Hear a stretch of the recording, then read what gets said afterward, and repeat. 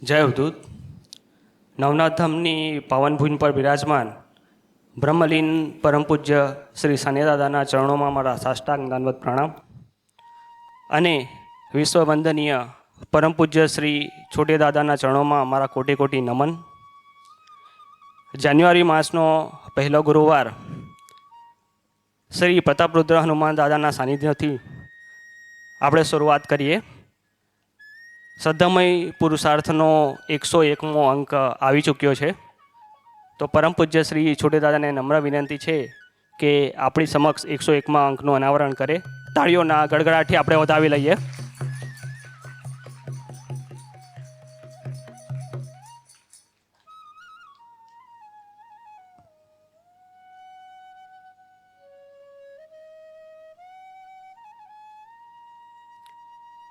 ખૂબ ખૂબ ધન્યવાદ.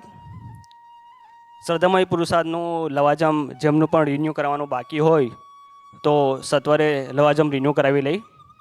પેપર આપતા વોલેન્ટિયરને બી આપ લવાજમ રિન્યૂના પૈસા આપી શકો છો અને ઓફિસના ટેબલ પર પણ લવાજમ રિન્યૂ કરવામાં આવે છે. શાકંભરી નવરાત્રિ મહોત્સવ આવી રહ્યો છે અને આપ સૌ સુધી અનુષ્ઠાન PDF સ્વરૂપે પહોંચી ચૂક્યું છે. શ્રદ્ધામય પુરુષાર્થમાં પણ અનુષ્ઠાન આપવામાં આવ્યું છે. અનુષ્ઠાનમાં આપવામાં આવેલ આરતી કયા રાગથી ગાવી અને કઈ રીતે ગાવી એના માટેનો વિડીયો આજે સવારે YouTube પર મૂકવામાં આવ્યો છે. તો એનો રાગ કઈ રીતના છે એ વિડીયો અવશ્ય જુઓ. સવાર સાંજ તમે એ વિડીયો સાંભળી બી શકો છો જેથી રાગ સૌને યાદ રહી જાય. તો એ વાતનું સૌ ધ્યાન રાખે. YouTube ચેનલ જેણે પણ સબસ્ક્રાઈબ નથી કરી લો જેથી આપ વિડીયો અવશ્ય જોઈ શકો. શાકંભરી નવરાત્ર નિમિત્તે યોગદાન આપવા માંગતા ઓફિસમાં યોગદાન નોંધાવી શકે છે. શાકભાજીના રૂપમાં અથવા આર્થિક યોગદાન પણ ટેબલ પર સ્વીકારવામાં આવે છે. હવે આજનો ભંડારો અભિમન્યુ ભરતભાઈ દાદાવાલા તરફથી છે. એમના આજે જન્મદિવસ છે અને દર વર્ષની જેમ એમણે આજે ભંડારો રાખ્યો છે. તો અભિમન્યુને જન્મદિનની ખૂબ ખૂબ શુભેચ્છાઓ.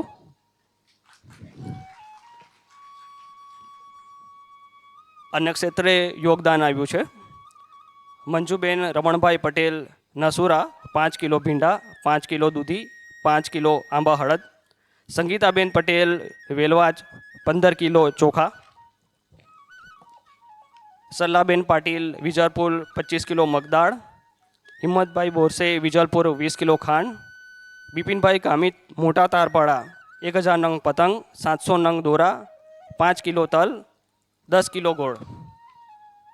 હવે જાન્યુઆરી માસનો પ્રથમ ગુરુવાર આપણે શ્રી પ્રતાપરુદ્ર હનુમાન દાદાના સાનિધ્યથી શરૂઆત કરીએ છીએ. રામધામની ધૂન આપ સૌએ સુંદર ગાઈ અને ત્યાર પછી હનુમાન ચાલીસા અને હવે પરમ પૂજ્ય શ્રી છોટેદાદાનું વિચાર ગંગા પ્રવચન. આપણે તો કેટલા નસીબદાર છીએ. તો હવે આજના પાવન દિને પરમ પૂજ્ય શ્રી છોટેદાદાને નમ્ર વિનંતી છે કે એમની વિચાર ગંગા પ્રવાહિત કરે. જય અવધૂત.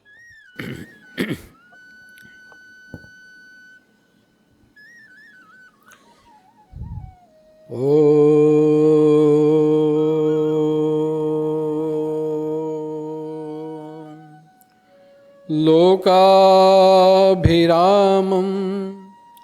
रणरङ्गधीरं राजीवनेत्रं रघुवंशनाथं कारुण्यरूपं करुणाकरन्तं श्रीरामचन्द्रं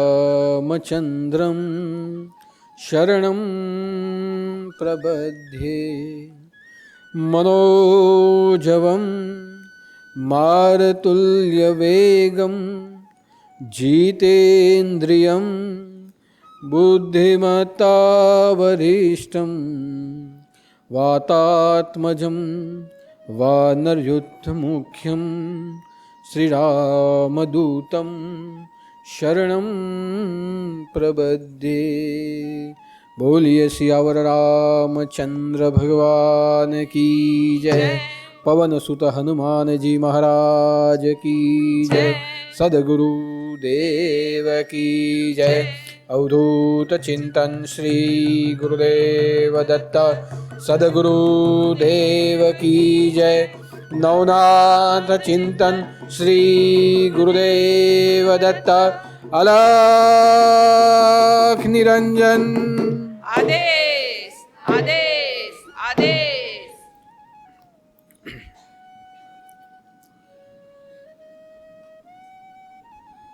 परम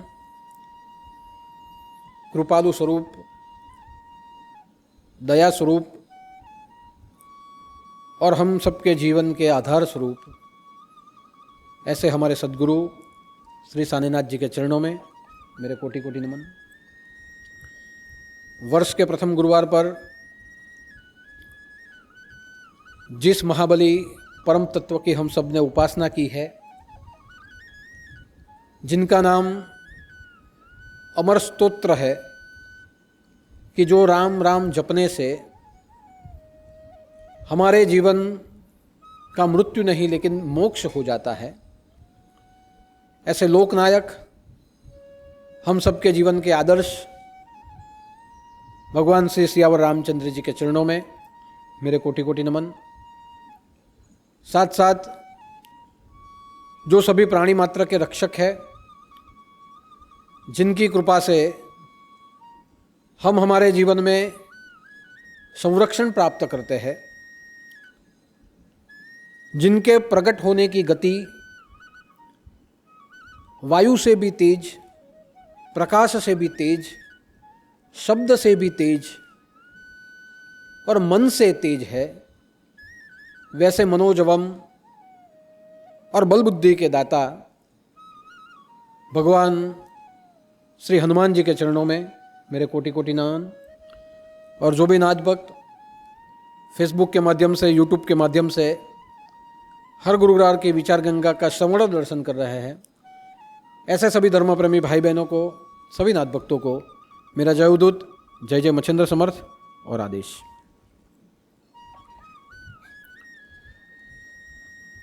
भगवान हनुमान जी रामदूत है। भगवान हनुमान जी परम शक्ति के स्तोत्र है और भगवान हनुमान जी ही राम नाम के प्रचारक है। इसीलिए जब जब सनातन संस्कृति का उल्लेख होता है, तब तक यह पूरे विश्व में सनातन राम नाम का भी स्वाभाविक स्मरण हो जाता है। और जब जब स्वाभाविक सनातन राम नाम का स्मरण हो जाता है, तब तब राम नाम को अपने जीवन में आचारने वाले, राम नाम से सभी भक्तों के काज सुधारने वाले ऐसे रामदूत श्री प्रतापरुद्र हनुमान का नाम भी स्वाभाविक रूप से हम अंतर से याद करते हैं। जैसे कृष्ण बिना राधा नहीं और राधा बिना कृष्ण नहीं, शिव के बिना शक्ति नहीं और शक्ति के बिना शिव नहीं, ठीक वैसे ही सिया राम के बिना हनुमान जी नहीं और हनुमान जी के बिना सिया राम नहीं। यह एक ऐसी दिव्य शक्ति है जो कलयुग में भी, आज के समय में भी प्रवर्तमान है। इसलिए सप्त चिरंजीवियों में हनुमान जी को भी चिरंजीवी माना गया है।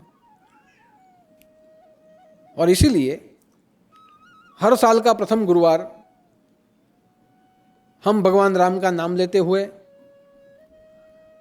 हनुमान जी की आरती पूजा गाते हुए,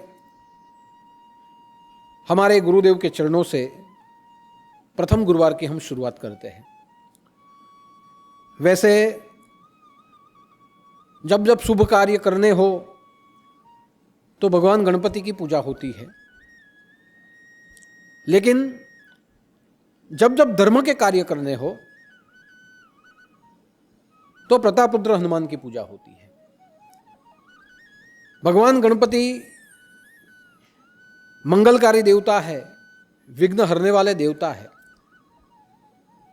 संसार के प्रतिदिन और जब जब हम अपने जीवन का श्री गणेश करें, हमारे जीवन की सुबह का जब तक हम श्री गणेश करें, तब हम भगवान गणपति के नाम से कर लेते हैं।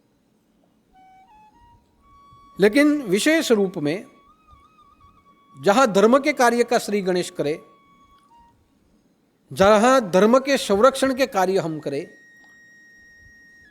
और जहां मानव जीवन के उत्थान के कार्य के लिए हमारी दैनिक प्रवृत्ति आगे बढ़ती जाए, वहां हनुमान जी के नाम से और हनुमान जी के स्मरण से कार्य करने की एक प्रणाली है। और वही प्रणाली को अनुसरते हुए मैं भी वर्ष का पहला गुरुवार भगवान हनुमान जी के चरणों से ही शुरू करता हूँ। आज 2022 का प्रथम गुरुवार है और हर साल की तरह इस बार भी हमने प्रथम गुरुवार हनुमान जी की कृपा से शुरू किया है। और उसका एक ही कारण है कि हनुमान जी हम सभी के रक्षक हैं। और जब हनुमान जी स्वयं हमारे जीवन की रक्षा करते हैं, तो सिर्फ संकट में ही नहीं, सुख हो या दुख, दिन हो या रात, अशुभ हो या शुभ, हमें उनके नाम के स्मरण से हमारे कार्यों को प्रारंभ करना चाहिए। और इसलिए आज की विचार गंगा में मैंने लिखा है कि जो भक्त अपने प्राण से प्रभु राम का नाम ले, जो भक्त अपने देह से राम के कार्य करे, समाज के कार्य करे, और जो भक्त अपने धन का सदुपयोग समस्त विश्व राममयी है ऐसे उदार भाव से करे, तो ऐसे भक्तों को अपने जीवन की रक्षा करनी नहीं पड़ती। ऐसे भक्तों के जीवन की रक्षा स्वयं हनुमान जी करते हैं। हनुमान जी स्वयं रक्षक बनते हैं। और इसीलिए कहा गया है, संकट कटे मिटे सब पीरा, जो सुमेरो हनुमंत बलबीरा। कि संकट कटे मिटे सब पीरा, कि संकट समाप्त हो जाते हैं, हमारी पीड़ा जीवन की शांत हो जाती है। लेकिन कब? कि जो सुमेरो हनुमंत बलबीरा, कि जब हम हनुमान जी के नाम का स्मरण करें, हनुमान जी का स्मरण करें। इसलिए आप देखिए कि यहां स्मरण हनुमान जी का करने का कहा गया है। राम नाम का तो चिंतन करना है, लेकिन स्मरण हनुमान जी के स्वरूप का करना है। क्योंकि हनुमान जी का स्वरूप बार बार हम स्मरेंगे तो जो भी हमारे जीवन में आए हुए संकट है उसका विनाश हो जाएगा। यानी संकट को काटने वाला भीम रूप धरि असुर सहारे, कि संकट को काटने वाला भीम रूप, प्रचंड रूप, विकराल रूप हनुमान जी का है। संकट किसी भी स्वरूप में आता है, लेकिन जो भी संकट आता है उसके रूप से ज्यादा हनुमान जी का स्वरूप विकराल है। और जहां भीम रूप धरि असुर संहारे, कि जहां हनुमान जी विकराल रूप ले लेते हैं, वहां हमारे जीवन में आने वाले संकट ये तिनके के समान हो जाते हैं। और इसीलिए कहा गया है, गोस्वामी श्री तुलसीदास जी ने कहा कि अगर संकट को काटना है, पीड़ाओं को शांत करना है, तो केवल और केवल हनुमान बलबीरा, हनुमान जी के स्वरूप का स्मरण करें। अब देखिए, हम सबका जीवन संकटमय जीवन है। प्रति क्षण हमारे जीवन में संकट है। हमारे जीवन में संकट है मृत्यु के। कौन से पल हमारी मृत्यु हो जाए ये हम कह नहीं सकते। यानी प्रति क्षण सबसे पहला संकट मृत्यु का है। उसके पश्चात के जितने भी संकट है ये आदि व्याधि और उपाधि है। प्रति क्षण हमारी एक एक क्षण काल के मुख में जा रही है। एक क्षण के बाद क्या होगा हम बता नहीं सकते। आप सुबह नहा धो के आप अपनी नौकरी के लिए निकल पड़ते हैं। हम कहीं भी जाए, कहीं बैठे, कहीं ट्रेन में जाए, कहीं मुसाफरी करें, तो हमें पता है क्या कि अगली मिनट क्या होगा। बहुत बड़ा एक्सीडेंट हो सकता है, हमारे शरीर को व्याधि हो सकती है, बहुत कुछ ऐसा हो सकता है जहां हमारे प्राण संकट में आ सकते हैं, हमारा जीवन भी समाप्त हो सकता है। यानी प्रति क्षण क्या होगा, मृत्यु मिले, पीड़ा मिले या आदि व्याधि और उपाधि मिले, हम कह नहीं सकते। और इसीलिए जीवन का सबसे बड़ा संकट काल, कि कब काल आ जाए हम कह नहीं सकते। तो जब काल आ जाए और हम कह नहीं सकते, और कई कई बार अपमृत्यु हमारा हो जाता है, कोई ऐसी घटनाओं से हमारा मृत्यु हो जाए, हम क्या करें। तो जहां हमें पता ही नहीं है कि हर एक अगली क्षण जीवन है या मृत्यु है, तो आवश्यक है कि हमें हनुमान जी के रूप का स्मरण हमें बार बार करना चाहिए। वैसे संकट की व्याख्या में 3 संकट कहे गए, एक आदि, व्याधि और उपाधि। आदि जो होती है वो मन का संकट होता है। हमारी महइच्छा जो पूरी न हो तो मन दुखी हो जाए, ये मन का संकट। हम कभी कभी हमारे जीवन में ऐसी घटनाएं घटती है जहां हमारा मन हमारे शरीर का साथ छोड़ देता है, वो कहते हैं मन का संकट। हमारे जीवन में हमने कोई अच्छे कार्य किए, शादी ब्याह के कार्य किए, कल उठ के शादी ब्याह का कार्य हो भी गया, लेकिन कुछ ऐसी घटना बनी कि वह कार्य में आगे जाके कुछ विवाद हुआ, डिवोर्स हो गया, तो ये मन की व्याधि, मन की आदि हुई। यानी मन से दुखी हो जाना। हमने कोई धंधे की शुरुआत की, धंधे की शुरुआत में धंधा चला और बाद में धंधे में नुकसान हो गया, तो उसे कहते हैं आदि, क्योंकि वो नुकसान जो होता है उसका असर मन के ऊपर पड़ता है। वो नुकसान जो होता है उससे मन नर्वस हो जाता है, हमारा मन टूट जाता है, हम हमारे मन से हार जाते हैं, हम तनाव के अंदर चले जाते हैं, और जीवन में मानसिक रूप से ऐसा तनाव फैल जाता है कि बार बार हमें डॉक्टर की दवा लेनी पड़ती है, फिर भी हमें नींद नहीं आती। तो आप सोचिए कि इसे कहते हैं आदि। जहां आपके मन का संतुलन समाप्त हो जाए, ऐसा संकट जिसे कहते हैं आदि।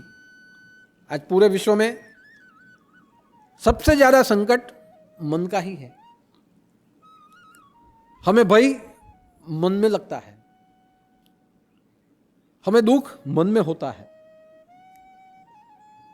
हमें अपमान मन से लगता है।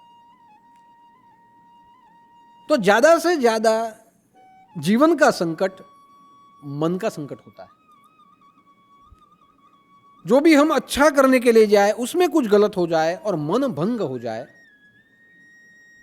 तो मन को सुधारने की कोई दवा नहीं है। डॉक्टर आपको दवा देंगे, सिर्फ दवा में आपको नींद आएगी, और मनोचिकित्सक जब दवा दे और नींद आए तो ज़्यादा से ज़्यादा नींद निकालने से हमें सुस्ती आएगी। जितना समय आप नींद निकालेंगे उतना समय अच्छा लगेगा। नींद से जैसे जाग गए वैसे वही विचार वापस आपके साथ आ जाएंगे। तो मन की कोई दवा ही नहीं है। निज मनु मुकुर सुधारी, कि जो हमारा मन है या अंदर के मन को सुधारने की कोई दवा ही नहीं है, उसको ठीक करने की कोई औषधि नहीं है। इसीलिए सबसे पहला संकट होता है मन का, जिसे कहते हैं आदि। दूसरा संकट होता है शरीर का, जिससे कहते हैं व्याधि, कि हमें रोग लग जाए, हमारा रहन सहन बराबर न हो तो हमारे शरीर को तकलीफ हो जाए, हमारे खाने पीने की व्यवस्था या संतुलन बिगड़ जाए तो हमारे शरीर के किसी भी अंग को कुछ न कुछ रोग आदि लग जाए, बीमार पड़ जाए, अशक्त हो जाए। तो शरीर जहां अशक्त हो जाता है वहां मन कितना भी आपके साथ क्यों ना हो, आप कोई कार्य नहीं कर सकते। और सबसे पहला हमारे शरीर को तंदुरुस्त रखना जरूरी है। इसलिए उसे कहा गया है व्याधि, आदि व्याधि। और व्याधि आयुर्वेद ने 3 प्रकार की बताई है, वात पित्त कफोद्भवा, कि हमारे अंदर जो खाए पाचन न हो तो वायु हो जाता है, वो पाचन न हो तो उसमें से जो रस होता है वो पीत हो जाता है, और हमारी प्रकृति ठीक ठाक न हो और ठंडी और गर्मी के कारण भी हमें कफ हो जाता है। तो वात पित्त और कफ, ये तीनों के प्रकोप से हमारा शरीर का बल समाप्त हो जाता है। हम भले मन से अच्छे रहे, लेकिन अगर शरीर से अगर हम बीमार पड़ गए तो हम कोई काम नहीं कर पाते। हमें सुबह में ऑफिस जाना है, मानो कि बुखार आ गया, तो मन अच्छा है, काम करने की बहुत इच्छा है, हम नहीं जा सकते, तो हम लीव ले लेते हैं कि आज तबीयत ठीक नहीं है, मैं काम नहीं कर सकता। भगवान की पूजा करने के लिए आप सुबह में बैठे, मानो कि आपके सिर में सिर दर्द है, तो भगवान की पूजा जरूर करेंगे, लेकिन भगवान की पूजा में आपका ध्यान भी नहीं लगे। कोई शादी करने के लिए जाए और शादी करने के लिए जाए और मानो कि उसकी प्रकृति बिगड़ जाए, वो बीमार पड़ जाए, तो आपको लगता है कि शादी करने जाने वाला जो दूल्हा है उसका मन शादी में रहेगा? सामान्य विचार करो कि પેલો લગ્નમાં વરાજો જાય ને બહુ રાતના ખવાઈ ગયો ઝાડા લાગી જાય તો શું થાય એની હાલત? એને પોતાને એમ થાય કે કેવી રીતે જેમ તેમ લગ્ન પાર પડે તો સારું, પછી ડૉક્ટરને બોલાવીને દવા લઈને જાત જાતના બૂચ મારે પણ એનો કોઈ ફાયદો રહેતો નથી। तो आप सोचिए कि जहां शरीर बिगड़ जाए, ये शरीर के ऊपर प्रकृति के अधीन संकट आ जाए तो वो भी दुख संकट कहलाता है। इसलिए शरीर भी संकट से मुक्त होना जरूरी है, मन भी संकट से मुक्त होना जरूरी है। उसे कहते हैं आदि, इसे कहते हैं व्याधि। और तीसरी होती है संकट, तीसरा वो होता है उपाधि। और उपाधि का अर्थ है कि यह जन्म में तो हम सब कुछ हमारे हिसाब से ठीक ठाक है, लेकिन मानो पूर्व जन्म के कौन से कोप, कौन सा देवी कोप हमें आ गया कि जो आज हमें भुगतना पड़ता है। जैसे भूकंप, कि हम घर में बैठे हैं और एकाएक भूकंप आ जाए और हमारा बना हुआ अच्छा घर गिर जाए, हम उसमें दब जाए या हमारा घर टूट जाए, उसे कहते हैं उपाधि। हम स्वयं जानते हैं कि हमने जानबूझ के घर को नहीं गिराया, लेकिन कुदरती प्रकोप से, दैविक प्रकोप से हमें जो मुश्किलें सहन करनी पड़ती है, जिसे कहते हैं अकस्मात, वो होती है उपाधि। आपका घर गांव में हो और बहुत बड़ी बाढ़ आ जाए और आपके घर में पानी आ जाए, आपका घर बह जाए, तो उसे कहते हैं उपाधि, कुदरती प्रकोप, जिसका संबंध यह जन्म के कर्मों से नहीं है, पिछले कई जन्मों से कर्मों से यह प्रभावित हुआ है। जैसे आज की महामारी, ये 2 साल से जो महामारी चल रही, ये महामारी ने सबको कम ज़्यादा प्रभावित किया है। कोई ज़्यादा बीमार हुआ, कोई कम हुआ, कोई ज़्यादा कम बीमार नहीं हुआ तो उसमें आर्थिक मंदी चालू हो गई, किसी की नौकरी छूट गई, किसी के धंधे बैठ गए। कोई दूसरी ओर से शारीरिक रूप से दुखी है लेकिन अस्पताल जा नहीं सकता, कोरोना फैला हुआ है। तो ये क्या है, ये महामारी क्या है? दैविक कोप। पूर्व जन्म के हमारे कुछ ना कुछ ऐसे कर्म है जहां पूरी सृष्टि को यह दैविक कोप सहन करना पड़ता है। इसे कहते हैं उपाधि। कि उपाधि जहां आ जाए वहां हमारे जीवन के कोई कार्य हम नहीं कर सकते। उसके कारण भी ढूंढने के लिए जाए तो उसका कारण ये जन्म में आपको नहीं मिलेगा। हम कहीं गए, हमें कोरोना लग गया, हमें कोई पूछेगा कि आप कहाँ गए थे, कोरोना लग गया, हमारे पास जवाब है उसका। किसके कारण लगा, क्यों लगा, ये वायरस हम में कैसे आया, ये वायरस ही कहाँ से आया है, आज तक उसका कारण किसी को पता नहीं चला। तो इसमें हमारा दोष क्या है? हमारा शरीर तंदुरुस्त है, फिर भी आदमी ये महामारी में मरे हैं। कोई भय से मरा है, कोई भ्रम से मरा है, कोई ज्यादा दवा देने से मरा है, कोई दवा नहीं मिलने से मरा है। तो इसे क्या कहेंगे आप? उपाधि। कि जहां आपके पास उसका कोई कारण न हो, जहां कुछ आपके करने से हुआ ही न हो, यह संकट होता है उपाधि। संकट के ये 3 रूप ये कभी भी हमारे जीवन को प्रभावित कर सकते हैं, या ऐसे समझिए कि हम सब संकट के आश्रय में ही हम जी रहे हैं। साथ साथ होती है हमारे जीवन की पीड़ाएं। ये संकट है और होती है पीड़ा। पीड़ा का अर्थ क्या? कि रोग हुआ और रोग से जो हमें जलन पैदा हो, ये रोग से जो हमारे शरीर में संकट पैदा हो, दुख हो हमें, या हमारे घर में कुछ हुआ और उससे हमारा मन और दुखी हो जाए, मन अशांत हो जाए, मन उद्वेग में चला जाए, उसे कहते हैं पीड़ा। इसलिए हम कहते हैं ना कि इतना कुछ हो गया, इसे कुछ पीड़ा नहीं हो रही। हुआ बहुत कुछ है लेकिन इसे पीड़ा नहीं हो रही। इसके जीवन में कुछ नहीं है फिर भी उसे बहुत पीड़ा है। पीड़ा का अर्थ क्या हुआ? पीड़ा यानी जैसे गन्ना हो और गन्ने को हम पेलते हैं। गन्ने का रस कब निकलता है? जब मशीन में उसको पेलते हैं। पीड़ा का अर्थ होता है हमारा मन जहां पेला जाए, किसी ना किसी परिस्थिति से जहां हम पेले जाए, चारों दिशाओं से जहां हम दुखी हो जाए, मन से दुखी, तन से दुखी, वाणी से दुखी, व्यवहार से दुखी, उसे कहा जाता है पेलना, उसे कहा जाता है पीड़ा।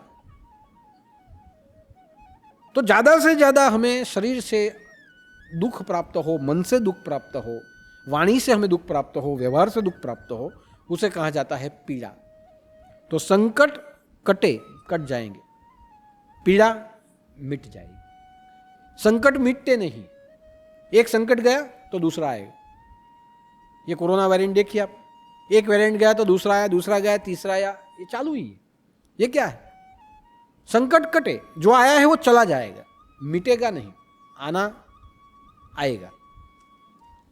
संकट कटे, मिटे सब पीड़ा, पीड़ा मिट जाएगी। जो आपके मन को तकलीफ हो रही है, जो अशांति है, जो व्यग्रता है, जो उग्रता है, शरीर को जो तकलीफ है, ये मिटेगी। दवा लेने से मिटेगी, दुआ करने से मिटेगी। आज रोग हुआ है, कल अच्छा हो जाएगा। तो पीड़ा मिटेगी, संकट कटेगा। लेकिन कब? जो सुमेरु हनुमान बलबीरा, कि हनुमान जी के स्वरूप का अगर ध्यान करेंगे तो आने वाले संकट कटेंगे, होने वाली पीड़ा से हम मुक्त हो जाएंगे। लेकिन कब? तो यहां मैंने 3 उपाय लिखे हैं कि अंतर से राम नाम लेंगे, हमारे शरीर से राम नाम के कार्य करेंगे, किसी को सहाय होंगे, सहयोगी बनेंगे, और हमारे पास जो धन है वो सब में राम बसा है, ऐसे हमारे धन का सदुपयोग करेंगे। ये 3 से अगर हम करेंगे तो हनुमान रक्षा करे प्राण को। हनुमान जी तभी प्राण की रक्षा करेंगे, संकट काटेंगे, पीड़ा से मुक्त करेंगे, लेकिन जो भी कुछ हम करते हैं राम नाम को केंद्र में रखे करेंगे। और इसलिए हनुमान चालीसा में चौपाई है राम रसायन तुम्हारे पासा, सदा रहो रघुपति के दासा। कि राम रसायन है। देखिए मीराबाई ने कहा, पायो जी मैंने राम रतन धन पायो। उसने राम नाम को रतन कहा। उसने रतन इसीलिए कहा कि मीरा ये सभी आदि व्याधि उपाधियों से ऊपर हो चुकी थी। मीरा ने दासत्व स्वीकार लिया था। मीरा अपने आप को कृष्ण की दासी समझती थी। जो दासी बन जाए, जो अपना सर्वस्व सौंप दे, उसे राम नाम रतन के जैसा लगेगा। लेकिन तुलसीदास जी ने कहा राम रसायन, उसको कहा गया है राम रसायन। रसायन का अर्थ क्या है? औषध जिसमें से बनता है उसे कहा जाता है रसायन। एक रसायन शास्त्र है। रसायन शास्त्र का उपयोग करते हुए दवा बनाई जाती है। रसायन शास्त्र से औषध बनता है। रसायन शास्त्र से जड़ी बूटी बनती है। तो रसायन औषध का एक ऐसा तत्व जिसके माध्यम के बिना कभी भी औषध बन नहीं सकता, ये रसायन शास्त्र है। और रसायन शास्त्र के उपयोग से औषधियां बनती है। तो राम नाम रसायन है कि राम नाम का रसायन राम तत्व रसायन है। और राम तत्व से जब राम नाम का हम नाम ले या कोई भी काम करे तो हमें आने वाले संकट से, होने वाली पीड़ा से हम मुक्त हो जाते हैं। राम रसायन तुम्हारे पास आ, आपके पास है, बाहर ढूंढने की जरूरत नहीं। ये जीवन, ये वन है। इसलिए कहते हैं ना कि ब्रह्म सत्य, राम नाम सत्य है, जगत मिथ्या है, जगत जैसा कोई है ही नहीं, लेकिन जीवन ये सनातन है। राम नाम सत्य है, जगत मिथ्या है, ये संबंध सब मिथ्या है, लेकिन जो हम जीते हैं ये जीवन सनातन है। तो राम रसायन कहां मिलेगा? इसी वन में, इसी जीवन में मिलेगा। तुम्हारे पास है, आपके पास है। आपके पास राम स्वयं है। इसे कहते हैं आत्मराम। गुरु मंत्र राम नाम ही है। गुरु का आशीर्वाद राम स्वरूप है। आपके पास जितने भी ग्रंथ है राममय ग्रंथ है। पूरी सृष्टि, सभी जीवों में राम है। तो राम रसायन तुम्हारे पास, आपके पास है, लेकिन कब? सदा रहो रघुपति के दास। भगवान के दास बनोगे तब। यानी तुलसीदास जी तो अपने नाम के पीछे दास लिखवाते हैं। तुलसीदास जी પોતાના નામની પાછળ બાપુ નથી લખાયું, બરાબર? આ બાપુ શબ્દ આપણે બધા હોદી લાવ્યા છે। આ શબ્દ એમ કે બાપુ, બાપુ જેવો કોઈ શબ્દ નથી। બાપુનો અર્થ શું થાય? બાપુ એટલે પિતા। પણ તુલસીદાસજી જેવા તુલસીદાસજીએ બાપુ નથી લખાયું, તુલસીદાસ। દાસોહમ, હું દાસ છું। રામદાસ, રામદાસ સ્વામી રામદાસ, तुलसीदास। तो दास शब्द लखायो। केम दास शब्द? हूँ दास छू, सदा रहो रघुपति के साथ। मुझे भक्त नहीं बनना है।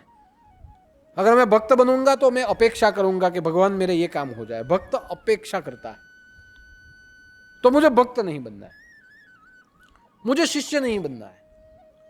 क्योंकि जहां मैं शिष्य बनूंगा तो शिष्य में अहंकार आ सकता है कि मुझे सिद्धि मिली। और शिष्य में जब अहंकार आए तो शिष्य गुरु के समकक्ष बनने की कोशिश करता है।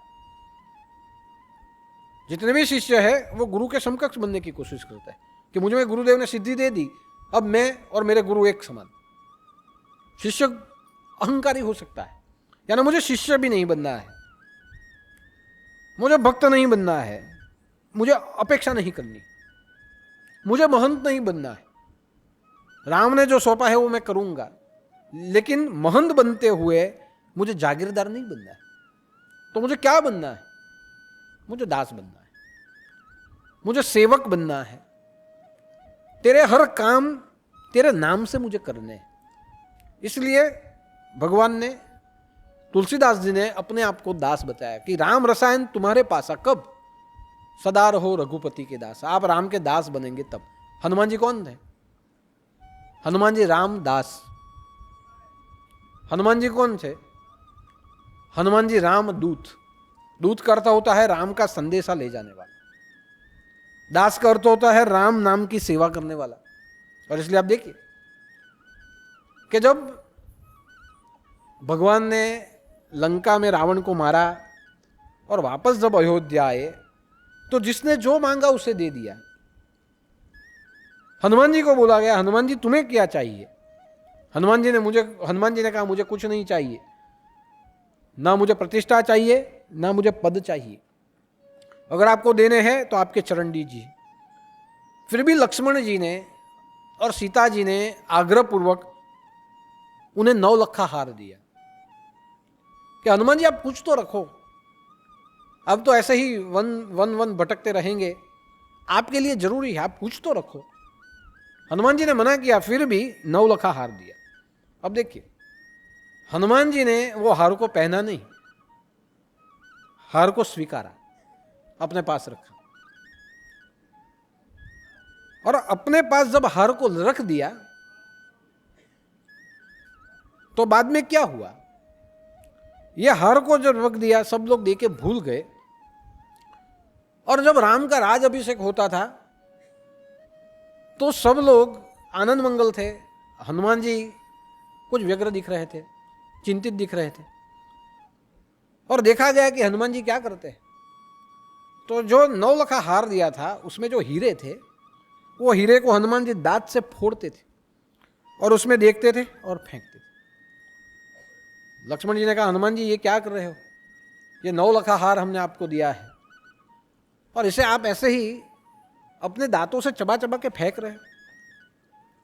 हनुमान जी ने कहा ये 9 लखा हार है, लेकिन ये आपके लिए है, मेरे लिए पत्थर है। क्यों? कि मैं ढूंढ रहा हूं कि ये मणि में, ये हार में कहीं राम नाम छिपा है कि नहीं। अगर राम है तो ये 9 लखा हार, 9दा भक्ति, 9 लखा हार, लेकिन इसमें नाम राम ही नहीं है तो ये हार पत्थर का हार। हनुमान जी फोड़ते थे, फेंक देते थे। तो इसमें कहां से राम नाम आएगा? क्यों नहीं आएगा? मेरे हृदय में अगर राम नाम आ सकता है तो इसमें क्यों नहीं आ सकता? तो राम कहां है? मेरे हृदय में। हृदय में है तो दिखाइए। तो हनुमान जी ने अपनी छाती चीरी और उसमें से राम नाम निकला। राम के दर्शन सबको हुए। तो क्या हुआ? राम रसायन तुम्हारे पास है, ये रसायन आपके पास ही है, आपके अंदर है हनुमान। लेकिन कब? जब आप दास बनोगे तो। और इसलिए हनुमान जी को 9 लखा हार दिया, फिर भी हनुमान जी ने उसे फेंक दिया। क्यों? राम नाम नहीं, राम नाम यहां। गोरखनाथ को भी दिया था। जब गोरख जति स्त्रियाराज में गए और चेत मच्छिंद्र गोरख आया, ये चालू हुआ, तो मच्छिंद्रनाथ ने अपने गले का हार फेंका गोरखनाथ के ऊपर। गोरखनाथ के हाथ में ये हार आया, गले में गिरा गोरखनाथ के। गोरखनाथ ने देखा ये हार तो दिया है, क्या समझूं? गोरखनाथ ने जैसे हार देखा तो उसमें मच्छिंद्र लिखा था। गोरखनाथ समझ गए कि मेरे गुरु ने वेरीफाई कर दिया है कि गोरख मैं तुम्हें पहचान गया। अब तू प्रकट होता है कि नहीं? तू नहीं प्रकट होगा तो मैं प्रकट तुझे कर दूंगा। लेकिन मुझे पता चल गया है कि ये मृदंग बजाने वाली ये जो नारी है, ये जो स्त्री यहां बैठी है, जो अप्सरा बैठी है, ये अप्सरा और कोई नहीं, मेरी दासी गोरख है। यानी गोरखनाथ ने भी नाम को देखा, मच्छिंद्र है कि नहीं। और जब नाम दिख गया तो गोरखनाथ और प्रसन्न हुए। और जब थाप पड़ने लगी तो चेत मच्छिंद्र गोरख आया, चेत मच्छिंद्र गोरख आया। तो आप देखिए मच्छिंद्रनाथ का नाम गोरखनाथ के लिए रसायन, राम नाम का नाम हनुमान जी के लिए रसायन है, हमारे गुरु का गुरु मंत्र हम सब के लिए रसायन है। इसलिए रसायन का अर्थ होता है जो आपको कुछ समय के लिए या हमेशा के लिए दुख से दूर कर दे। जैसे हमें कोई ऑपरेशन करना है तो अगर ऑपरेशन करेंगे तो दर्द होगा। डॉक्टर क्या करते हैं? हमें बेहोशी का इंजेक्शन देते हैं। और बेहोशी का जब इंजेक्शन हमें दे देते हैं, हम सो जाते हैं। हमारी जितने भी इंद्रियां हैं ये शिथिल हो जाती है। हमारा मन निंद्राधीन हो जाता है। और निंद्राधीन होने के बाद भी यहाँ शस्त्रक्रिया तो होती है, उस समय पे दुख भी होता है, शस्त्रक्रिया होती है, चीरफाड़ होती है, जो निकालना है वो निकाल देते हैं। लेकिन जितने समय ये रसायन दिया गया है उतने समय हमारा मन, हमारी इंद्रियां उसको अनुभव नहीं कर सकती। और जैसे हम ठीक हो जाए, नींद से जैसे हम उठ जाए, वैसे जहां काटा है वहां दर्द हमें चालू हो जाता है। तो आप देखिए डॉक्टर क्या करता है, हमें दुख में से दुख को दूर करने के लिए थोड़ा समय हमारी इंद्रियों को शिथिल कर देता है, हमारे मन को निंद्राधीन कर देता है। यह दवा का असर है। ठीक वैसे ही राम रसायन का असर है। और क्या असर है? अंतकाल रघुबर पुरु जाई, जहां जन्म हरि भक्ति कहाई, और देवता चित न धरई, हनुमंत से ही सर्व सुख करे। अंतकाल रघुबर पुरु जाई। अंतकाल जो અહીંયા મૃત્યુની ના નથી પાડી, મૃત્યુ બધાને, અંતકાલ બધાનો જ છે। अंतकाल रघुबर पुरु जाई, कि जरा अंतकाल जब आएगा सबको आना है, स्वीकार करना पड़ेगा। तो ये जो राम रसायन है वो हम पीते रहेंगे, नाम स्मरण करते रहेंगे, तो ये जो संकट आते हैं, पीड़ा होती है, उसमें से हम थोड़े दूर रहेंगे। आएगा जरूर, अनुभव नहीं होगा। लेकिन अंतकाल रघुबर पुरु जाई, कि ये अगर अंतकाल तक रहेगा, जहां जन्म हरि भक्ति कहाई, ये भक्ति अंतकाल तक रहेगी और हमारा चित्त और देवता चित्त न धरई, किसी और जगह पे हमारा चित्त नहीं जाएगा, किसी और भगवान में भी चित्त नहीं जाएगा, एक ही इष्ट देवता में चित्त, हमारा चित्त एक ही जगह, और देवता चित्त न धरई। कि हमारा चित्त कहां होना चाहिए? राम नाम। हमारा चित्त कहां होना चाहिए? कृष्ण नाम। हमारा चित्त कहां होना चाहिए? हमारे गुरु के नाम में। इष्ट देवता एक ही होना चाहिए। हम अलग अलग इष्ट देवता कर देते हैं, ये नहीं होना चाहिए। इष्ट देवता एक ही होना चाहिए। जैसे पति के लिए, पत्नी के लिए पति एक, वैसे हम सब के लिए इष्ट देवता एक। तो अगर एक ही इष्ट देवता रहेंगे, उसमें ही हमारी श्रद्धा केंद्रित रहेगी, और देवता चित्त हनुमंत से ही सर्व सुख करेगी, कि हनुमान हमारा भला करेंगे अगर एक ही में हमारा ध्यान रहेगा। तब वो राम में रहे तो भी भगवान हनुमान भला करेंगे, कृष्ण में रहे तो भी हनुमान भला करेंगे, आपके गुरु में रहे तो भी हनुमान भला करेंगे। और हमारे नाथ संप्रदाय में तो हमने देखा है कि जब जब मच्छिंद्रनाथ को जरूरत पड़ी, जब जब गोरखनाथ को जरूरत पड़ी, तब तक हनुमान जी हाजरा हजूर आते हैं और नाथों के कार्य में सहायभूत होते हैं। यानी हमारे नाथ संप्रदाय के साथ तो हनुमान जी का जुड़ाव है। और नाथ संप्रदाय के 12 पंथ है, उसमें से एक पंथ है रामनाथी पंथ। एक पंथ का नाम ही है रामनाथी पंथ। एक पंथ है उसका नाम है नटेश्वर, उसमें लक्ष्मण देवता है। एक देवता, एक पंथ है रामनाथी पंथ, उसमें राम देवता है। अब देखिए कि राम नाम के साथ नाथ संप्रदाय का तो जुड़ाव। तो ये राम रसायन में जब तक हम डूबे रहेंगे, अंतकाल में भी मृत्यु की पीड़ा नहीं होगी, क्योंकि अंतकाल में भय होता है। अंतकाल जब आता है तो पीड़ा होती है। हमारा भूतकाल हमारे सामने काल बन के खड़ा रह जाता है। क्या क्या किया था वो दिखेगा, क्या क्या हुआ था ये दिखेगा, कौन से क्षण में मृत्यु आ जाए उसका भय रहेगा। तो ये भय अंतकाल में जो ज्यादा दुखदायी होता है, भय। और भय जहां दुखदायी हो वहां प्राण छूटेगा नहीं। हनुमंत से ही सर्व सुख करई, सब शांति से छूटेंगे। मृत्यु सबको आती है, कोई शांति से नहीं छूटता, कोई डर के छूटता है, कोई मर के छूटता है, किसी की इच्छा रह जाए तो मरने के बाद भी नहीं छूटता, कोई पीड़ाग्रस्त होकर छूटता है। लेकिन सर्व सुख करे, सबसे सुखी कौन? शांति के साथ मरे। मृत्यु मरो जोगी मरो, उस मौत मरो जिस मौत गोरखनाथ मरी डीठा। गोरखनाथ ने मच्छिंद्रनाथ के नाम का रसायन पिया था, तो गोरखनाथ जागृत रहे, आज भी जागृत है।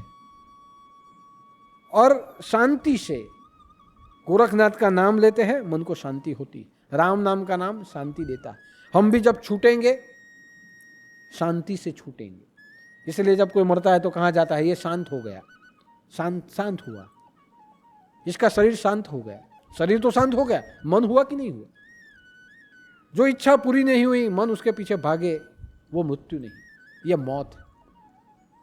हमें मृत्यु अगर प्राप्त करनी है, लेकिन हम पाते हैं मौत, और मौत का अर्थ होता है यही, मौत यानी भय से जो प्राप्त हो, पीड़ा से जो प्राप्त हो, छूटने के बाद भी नहीं छूटे, अशांति से जो प्राप्त हो।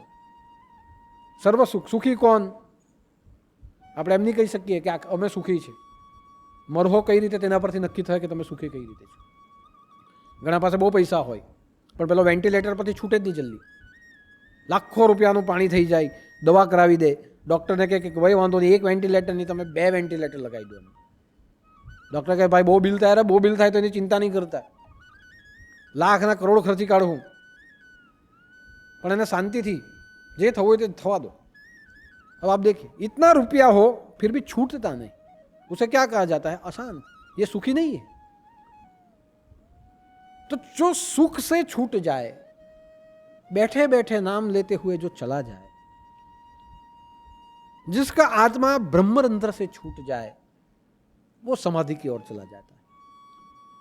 इसलिए जो अपने मुख में प्राणों से नाम ले राम का, अपने देह से राम के कार्य करे, और अपने पास जो धन है उसका उपयोग अपने धर्म कार्य में करे.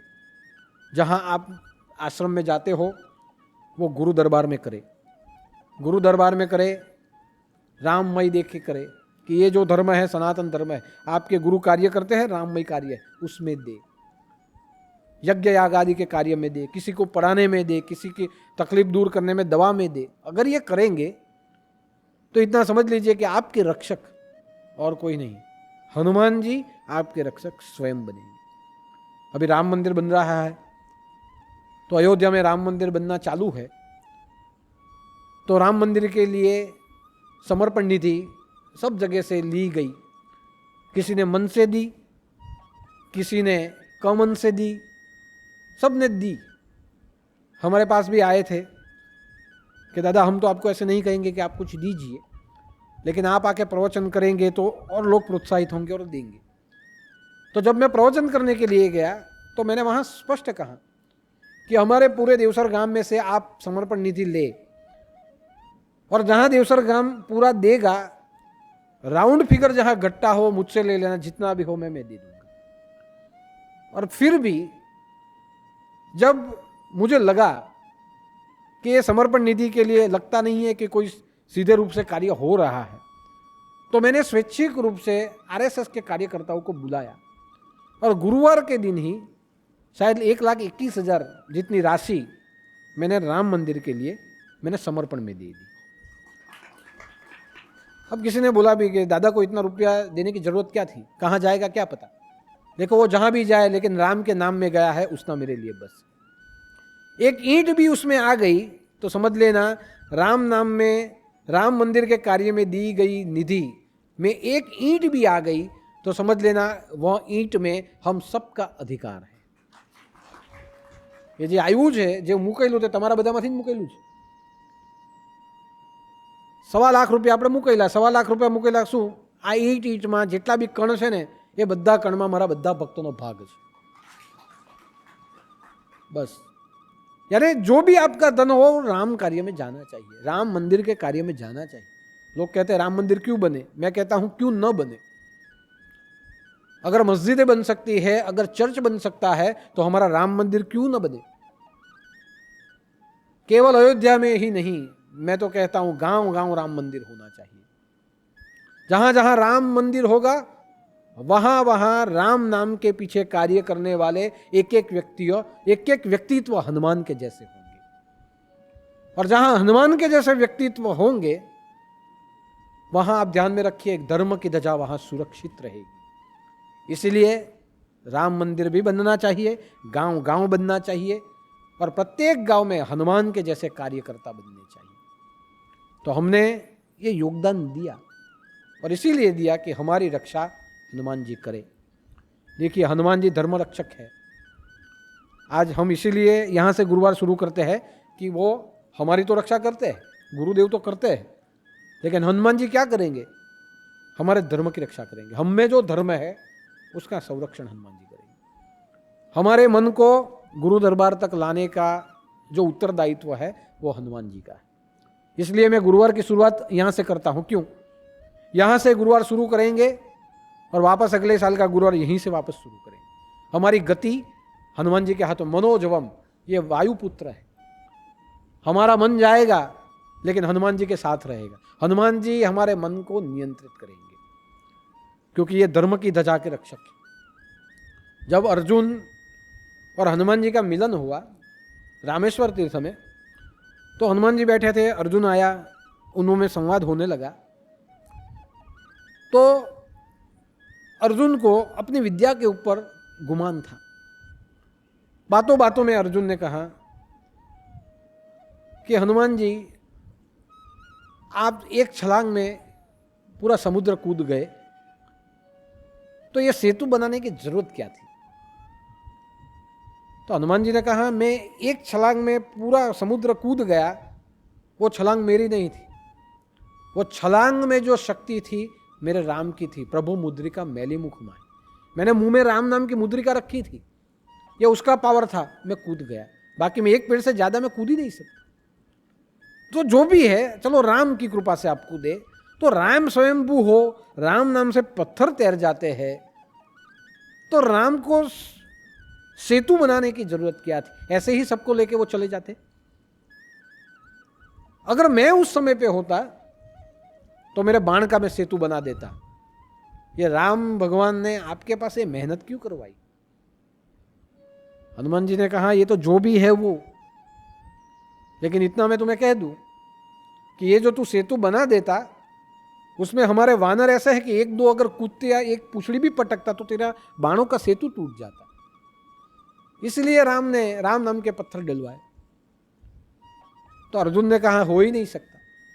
मेरे बाणों में इतनी ताकत कि उसका अगर सेतु बन जाए तो सामान्य वानर को क्या हनुमान जी तुम भी नहीं तोड़ सको। हनुमान जी ने कहा, मैं ज्यादा से ज्यादा एक या दो छलांग में तुम्हारे सेतु को तोड़ सकता, अगर न तोड़ पाओ तो मैं अग्नि स्नान करूंगा, और तोड़ दिया तो तू अग्नि स्नान कर लेना। ठीक है। अर्जुन ने सेतु बनाया, नदी के इस पार से उस पार तक बाणों का सेतु बनाया, और बाणों का सेतु बनाते हुए कहा कि अब कूदिए, अगर टूटा तो मैं जल जाऊंगा, नहीं टूटा तो तुम्हें मरना होगा। हनुमान जी ने पहली छलांग, पहला कूदका मारा। जैसे हनुमान ने पहला कूदका मारा, जितने भी बाण थे ये बाण सब हिल गए। अर्जुन देखता रह गया। हनुमान जी ने दूसरा कूदका भी नहीं मारा, सिर्फ पूछड़ी को पटका। जैसे पूछड़ी पटकी वैसे ये जो पूरा सेतु था ये मुड़ गया, आपने क्या ना मचड़ाई गयो, टेढ़ा मेढ़ा हो गया, लेकिन टूटा नहीं, टेढ़ा मेढ़ा हो गया। हनुमान जी ने सोचा टेढ़ा मेढ़ा तो मैंने कर दिया, अर्जुन ने सोचा टेढ़ा मेढ़ा हो गया, टूटा नहीं। हनुमान जी ने तीसरा कूदका मारा तो वो सेतु के नीचे से रक्त बहने लगा। हनुमान जी डरे कि मेरे कूदने से नीचे से रक्त बहने लगा, क्या हुआ? हनुमान जी दुखी हो गए। अर्जुन ने कहा, हमारा सेतु तुम हनुमान जी आपने टेढ़ा मेढ़ा कर दिया, ढीला कर दिया, तोड़ा नहीं, अब बोलो क्या करेंगे? नहीं, अब जो भी है मैं अग्नि स्नान करूंगा, अग्नि को प्रकट करो। अग्नि जलाया गया। जैसे हनुमान जी अग्नि में जाने प्रवेश करने के लिए तैयार हुए, वैसे वहां श्री कृष्ण गोविंद हरे मुरारी, भगवान श्री कृष्ण वहां प्रकट हो गए। और भगवान श्री कृष्ण चंद्र कृपालु बजमन नंद नंदन सुंदरम अशरणम शरणम भव भयहरणम आनंद कंद राधाधनम मुख चंद्र दुति नख चंद्र दुति पुष्पित कुंज विहारिणम शिर मोर मुकुट विचित्र मणिमय मकार कुंडल धारणम। भगवान श्री कृष्ण वहां प्रकट हो गए। भगवान ने कहा, ठहरिए हनुमान जी, कूदिए मत, अग्नि स्नान मत करिए, आप करेंगे तो हम क्या करें? हनुमान जी ने कहा, नहीं भगवान, मुझे जाने दीजिए, मैंने जो वचन दिया हो नहीं सका। कृष्ण ने कहा, ठहरिए, आपके वचन के मुताबिक आपकी शक्ति योग्य थी। पहला कूदका मारा, ये जो बाण थे ढीले हो गए, सिर्फ पूछड़ी आपने पटपटाई और पूछड़ी को ठपाट मारी तो ये जो पूरा सेतु था वो टेढ़ा मेढ़ा हो गया। हनुमान जी, ये जो टेढ़ा मेढ़ा हो गया वो टूट ही जाने वाला था। लेकिन मैं स्वयं सेतु के नीचे कछुआ बन के बैठा था, इसीलिए सेतु को मैंने टूटने नहीं दिया। ये जो रक्त बहा है, ये मेरे पीठ में, ये जो बाण सैया थी जो मेरी पीठ में लगी, उसकी वजह से ये रक्त बहा। अगर मैं कछुआ बन के यहाँ आता नहीं तो ये पहले ही कूदके में ये समाप्त हो जाता। यानी आप में तो राम नाम का बल है। अर्जुन की आंखें खुली, भगवान की पीठों को देखा तो भगवान की पीठ में यह बाण सैया लगी थी, रक्त निकल रहा था। बोल अर्जुन। अर्जुन ने कहा राम नाम की शक्ति अमोघ है। हनुमान जी का दुख हुआ कि भगवान मैं आपकी पीठ के ऊपर कूदा, इसका प्रायश्चित होना चाहिए, आप जो कहे मैं प्रायश्चित करूंगा। हनुमान जी ने कहा, अगर श्री कृष्ण ने कहा कि अगर प्रायश्चित करना है तो एक ही प्रायश्चित है, क्या? कि जब युद्ध होगा और जब धर्म युद्ध खेला जाएगा, उस समय पे अर्जुन की जो ध्वजा होगी ये धर्म की ध्वजा होगी, और अर्जुन के धर्म की ध्वजा पे आप वहां आके बैठेंगे। कारण कि अर्जुन के रथ के ऊपर मैं सारथी बनूंगा, इसकी ध्वजा में आप बैठेंगे। एक ही कारण से कि अर्जुन के रथ के ऊपर ज्यादा से ज्यादा अस्त्र शस्त्र का प्रहार होगा, और ये अस्त्र शस्त्र के प्रहार से ये धर्म का रथ नाश हो जाए। आप ऊपर बैठे और जो भी शस्त्र आए उसको आप ग्रहण कर लीजिए, उसको नाश कर दीजिए, संकट को काट देना। अगर आप धर्म की ध्वजा पे बैठेंगे, ये ध्वजा फरकती रहेगी, ये ध्वजा कभी टूटेगी नहीं। हनुमान जी ने दो हाथ जोड़ के आज्ञा स्वीकारी कि भगवान जब जब जब युद्ध होगा आपको बुलाने की जरूरत नहीं पड़ेगी, ध्वजा के ऊपर मैं कपि ध्वज बन के वहां में बैठ जाऊंगा। और आप देखिए गीता में भगवान ये धर्म का रथ, अर्जुन आत्मा है, भगवान परमात्मा है, सारथी बन के बैठे। लेकिन ये धर्म के ध्वज के ऊपर बैठा कौन है? वजन किसका है? वजन हनुमान जी ने दिया है। और जब जब प्रहार हुआ, जो प्रहार होता था वो ध्वजा के ऊपर चला जाता था, हनुमान जी उसको अपने मुंह में ग्रास लेते थे। और इसीलिए जब युद्ध पूरा हुआ तो अर्जुन ने कहा मैं युद्ध जीत गया, भगवान अभी आप उतरो। भगवान ने कहा अर्जुन तुम उतर जाओ। अर्जुन ने कहा मैं क्यों उतरूं, पहले सारथी उतरे, पहले एम के ड्राइवर उतरे, ड्राइवर बारણું खोले પછી मैं उतरू, એમ કહેતો હતો। આવું જોઈ ને કે પેલા ડ્રાઈવર ઉતરે, ડ્રાઈવર બારણું ખોલે પછી કલેક્ટર ઉતરે। એમ એને જો આ ફાંકો ચડી ગયો એટલે જ કીધું કે દાસ બનવાનું, तो कि તમે आप पहले उतरिए, पहले दरवाजा खोलिए, बाद में मैं नीचे उतरूँ। कृष्ण भगवान कहे कि હવે દરવાજો ખોલવા જવા કંઈ રહે જ નહીં, તું જ નહીં રહે તો દરવાજો કાં રહેવાનો એની અંદર? ભાઈ તું ઉતર। તો ના પાડે કે હું નહીં ઉતરું, પહેલાં તમે ઉતરો। કૃષ્ણ કહે કે તને એકવાર કીધું ને ઉતરે કે નથી ઉતરતો। ભગવાન ખીજવાઈ ગયા, ચાલો ઠીક છે ઉતરી જાઉં છું। ગુસ્સામાં નીચે ઉતરી ગયો। આપણે કોઈ કેવું ગુસ્સામાં બારણા ખોલીને નીકળી જાય, પેલે બૈરી કેવું ગુસ્સામાં બારણું ખોલીને નીકળે, તમે આ ઉતરી ગયો, બારણું ખોલીને ઊભો રહી ગયો। જે ઊભો રહ્યો કૃષ્ણ ભગવાન હસતા રહ્યા, પેલાનું મોઢું ચડી ગયું, ત્યારે હું આટલું લડીને જીતો ને આ મારો ડ્રાઈવર મને એમ કે ઉતારી દે, એમ કે કૃષ્ણ ભગવાન હસતા રહ્યા। કૃષ્ણ ભગવાને ઉપર હનુમાનજીને કીધું કે હવે ઉતરો, તમે ઉતરો પછી હું ઉતરું, કારણ કે આ સંતુલન આપણા બેનું જ છે। હનુમાનજી ધીમે રહીને ત્યાં ધજા પરથી ઉતરીને સામા ઊભા રહ્યા। અર્જુને જોયું કે આ તો ધજામાંથી હનુમાનજી ઉતર્યા। હનુમાનજી ઉતર્યા એટલે એ પાછો હનુમાનજીને કહે કેમ તને બી ઉતારી મૂક્યો, એમ કે કામ પતી ગયું એટલે આપણી ગરજ પૂરી થઈ ગઈ। હનુમાન કે ભાઈ તું બોલ જ નહીં, હવે જે જોવાનું છે તે હવે જ જોવાનું છે, આ ખરો ક્લાઇમેક્સ આવવાનો હવે, જેમ પિક્ચરમાં છેલ્લા ધડાકા થાય ને તે હવે। કૃષ્ણ ભગવાન ધીમે રહીને જેવા ઉતરે અને આખો રથ ધડામ અણુબોમ્બની જેમ ફાટી ગયો આખો રથ। ત્યારે અર્જુનની આંખ ફાટી રહી ગઈ। કૃષ્ણ ભગવાન કે બોલ હવે, સારું થયું ભગવાન, નહીં તો આમાં હું ઉપર પહોંચી ગયો તમે। તો ત્યારે કે આટલા માટે જ આ જે રથ હતો ને, એટલા બધા અસ્ત્ર શસ્ત્રના પર પડેલા હતા અને એટલો પાપાચાર થયેલો હતો, જો અમે ઉતરી જતે તો તું કા રહેતે આની અંદર? તારી હસ્તી શું છે?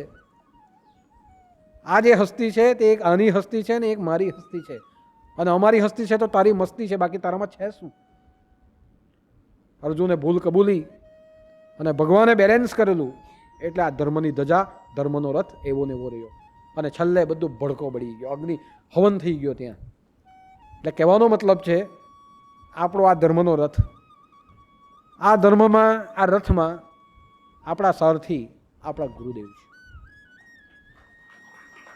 એમના હાથમાં સુકાન છે, આપણે તો એમને ડ્રાઈવર બનાવ્યા છે. આપણો ડ્રાઈવર કોણ? સુકાની, ગુરુદેવ, આ ડ્રાઈવર. અને આપણે પેસેન્જર, માલિક. દાદા આમ કરી નાખો, અમને કંઈ થવું નહીં જોઈએ, અમારું ગાડું સીધું લઈ જજો, કંઈ તકલીફ આવી તો જોઈ લેજો. આપણે જ બોલીએ, માલિકી ભાવ થઈ ગયો આપણે.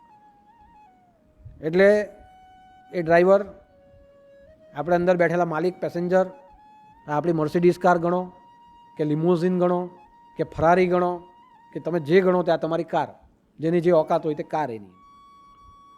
અને આની ઉપર જે બેઠેલો છે તે કોણ? એ હનુમાનજી.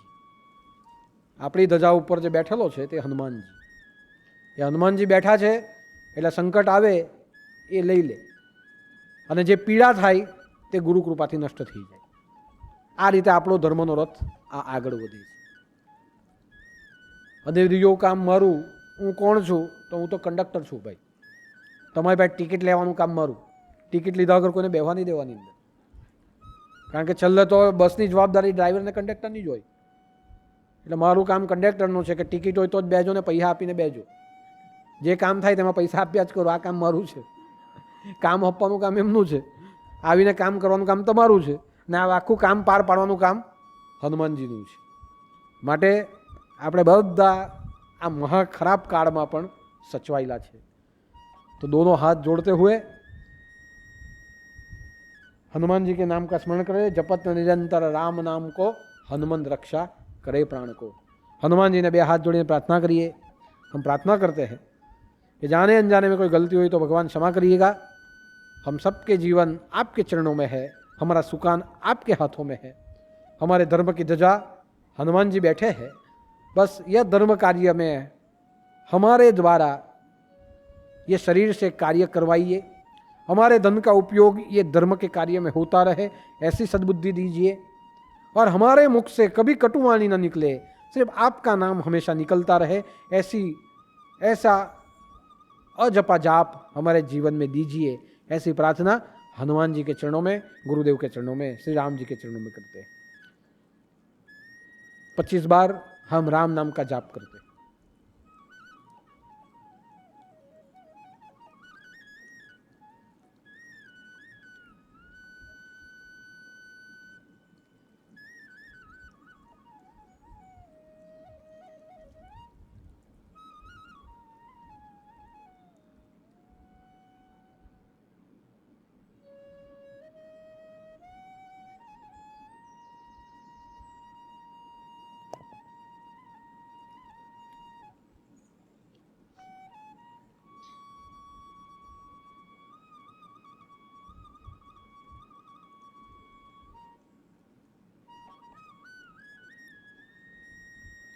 बोलिए सियावर रामचंद्र भगवान की जय. पवन सुत हनुमान जी महाराज की जय. सदगुरु देव की जय.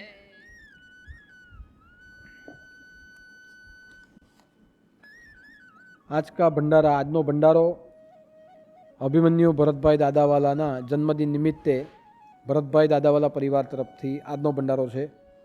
આજના ભંડારામાં જીરા ભાત, દાળ, મટર પનીરનું શાક, રોટલી, ગાજરનો હલવો અને મરચાંનું અઠાણું છે, અને હાથે પીવા માટે પાણી છે. એટલે આજનો ભંડારો અભિમન્યુના વર્ષગાંઠનો. તો એના માટે પણ આશીર્વાદ આપું છું કે સદાને માટે નાથ સંપ્રદાયના કાર્યમાં એની શક્તિઓનો સદુપયોગ થતો રહે. ભગવાન એને પૂર્ણપણે આયુષ્ય આપે, એના પરિવારને પણ શક્તિ અને ભક્તિ પ્રાપ્ત થાય, એવી પ્રાર્થના ગુરુદેવના ચરણોમાં એના માટે અને એના પરિવાર માટે હું કરું છું. ત્યાર પછી બીજી વાત કે આવતો ગુરુવાર એ શાકંભરી નવરાત્રનો ગુરુવાર છે. શાકંભરી નવરાત્ર 10 તારીખે ચાલુ થાય છે, અને 13 તારીખનો ગુરુવાર આવે એટલે આવતો ગુરુવાર શાકંભરીનો ગુરુવાર. જેણે પણ શાકભાજી આપવી હોય 12 તારીખે બુધવારે સવારે 7 વાગ્યાથી રાતના 8-9 વાગ્યા સુધી અહીંયા પહોંચતી કરવાની. બીજી શાકંભરી નવરાત્રનો ગુરુવાર 13 તારીખનો ગુરુવાર સવારનો ગુરુવાર છે. એ સવારના ગુરુવારે અહીંયા આરતી થશે માતાજીની, અને આરતી થઈ જાય પછી એક ગરબો ગાઈને આપણે સીધો ભંડારો ચાલુ કરીશું. ભંડારામાં બધાએ ભોજન લેવાનું. ભંડારો માનો કે 12:30 વાગે ચાલુ થાય, 12:30, 1:30, 2:30, 3:30, 4 વાગ્યા સુધી ચાલતો રહેશે. તમે 5 વાગે આવો તો પણ ભંડારામાં ભોજન મળશે. પણ પ્રવચન તમારે લાઈવ પ્રવચન સાંભળવાનું છે નવરાત્રિનું રાતના 8 વાગે. એટલા માટે કે કોરોના વધી રહ્યો છે અને કોઈને કોઈ કારણથી બધી પાબંદીઓ લાગશે હવે ટૂંક સમયમાં એવું લાગે છે. અને જો આપણે તે સમયે પ્રવચન લઈને બેસીએ, ઘણું બધું માણસ અહીંયા ભેગું થઈ જાય અને કંઈ પ્રોટોકોલ ભંગ થાય અને આટલો બધો માણસ જમા થઈ જાય, એના કરતાં ભંડારાને મહત્ત્વ આપણે આપશું. કે શાકંભરી નવરાત્રમાં શાકભાજીનો જે ભંડારો, માતાજીનું શાક જે આપણે ખાઈએ તે બધાને લાભ મળવો જોઈએ. એટલે જેણે પણ ભંડારામાં આવવું હોય તે આવી શકે. 12 વાગે અહીંયા આરતી થાય અને 12 વાગ્યા પછી સીધો ભંડારો, પ્રવચન નહીં. પ્રવચન તમારે ઘરે બેસીને ત્યાં સાંભળવાનું રાતના 8 વાગે. પણ ભંડારાનો લાભ તમે જ્યાં સુધી આવશો ત્યાં સુધી સાંજ સુધી હું આપતો રહીશ. એટલે ભંડારાનો ગુરુવાર છે શાકંભરીનો 13 તારીખનો ધ્યાનમાં રાખે. માતાજીની આરતી દરેક જણે અનુષ્ઠાનમાં ગાવાની છે. એ માતાજીની આરતી રેકોર્ડ કરી છે અને યુટ્યુબ ઉપર માતાજીની આરતી મૂકી દીધી છે. એટલે વિચાર ગંગામાં તમે જોજો લિંક મળશે, એ લિંક તમે શેર કરજો, લિંકને ડાઉનલોડ કરજો. એટલે યુટ્યુબની અંદર તમને આરતીનો રાગ સહિત આખી આરતી મળશે. એમાં લિરિક્સ પણ મૂકેલા છે, એટલે આરતીને તમે ધ્યાનથી વાંચી શકશો. તો આરતી મુકાઈ ગઈ છે, એ આરતીને લઈ લેજો અને 10 તારીખથી સોમવારથી નવરાત્રિના અનુષ્ઠાનની શરૂઆત करजो। तो आज का गुरुवार हम गुरुदेव के चरणों में अर्पण करते हैं। आज के गुरुवार पर बस इतना ही। सभी भक्तों को मेरा जय उदूत, जय जय मच्छिंद्र समर्थ, आदेश और जय श्री राम।